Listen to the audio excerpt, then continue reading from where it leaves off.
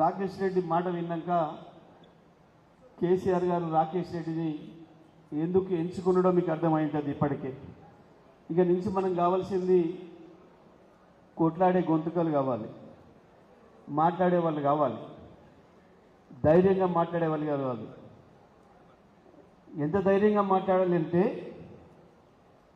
రేవంత్ రెడ్డికి లాగు నడిపించేంత ధైర్యంగా మాట్లాడేవాళ్ళు కావాలి మనకి. ఇవాళ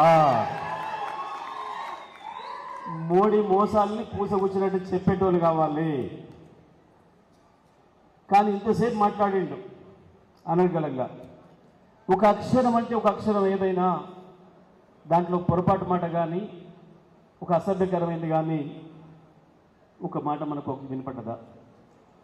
కానీ ఇప్పుడు ఈయన మీద పోటీ చేస్తున్న కాంగ్రెస్ అభ్యర్థి నుంచి ఎన్నడన్నా ఒక్క మంచి మాట వినరా మీరు? ఈ 10 ఏళ్లలో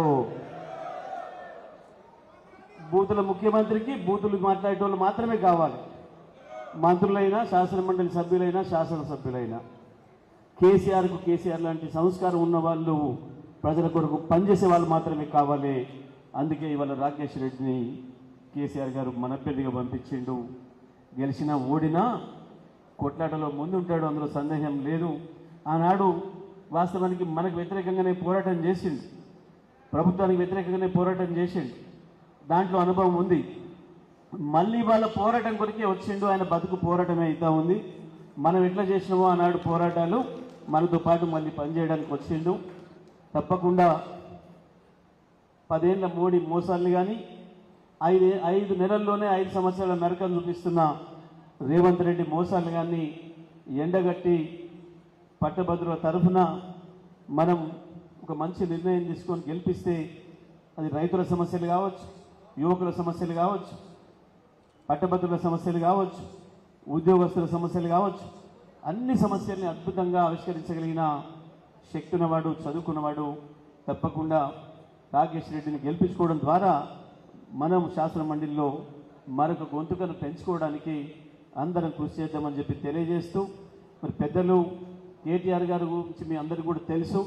కేసీఆర్ తెలంగాణను తెస్తే మొత్తం ప్రపంచానికి తెలంగాణను చూపించిన నాయకుడు కేటీఆర్ గారు మనందరికీ కూడా తెలుసు. ఐటీ రంగమే కాదు, ఏది ఇచ్చినా సరే మొదటి దశలో పంచాయతీరాజ్ శాఖ ఇచ్చినా, ఆ తర్వాత మున్సిపల్ శాఖ ఇచ్చినా, ఐటీ శాఖ ఇచ్చినా, జౌలి శాఖ ఇచ్చినా, అన్నిటికి మించి ఇండస్ట్రియల్ శాఖ ఇచ్చిన తర్వాత మొత్తం భారతదేశంలో కాదు ప్రపంచంలోనే కేవలం 10 ఏళ్లలోనే, ఇంకా చెప్పాలంటే 6-7 ఏళ్లలోనే 20 లక్షల ఉద్యోగాలను సృష్టించి 20 లక్షల మంది యువతకు ఉపాధి కల్పించిన మొట్టమొదటి మనిషి ప్రపంచంలో కేటీఆర్ గారు అనే విషయం మనందరికీ కూడా తెలుసు.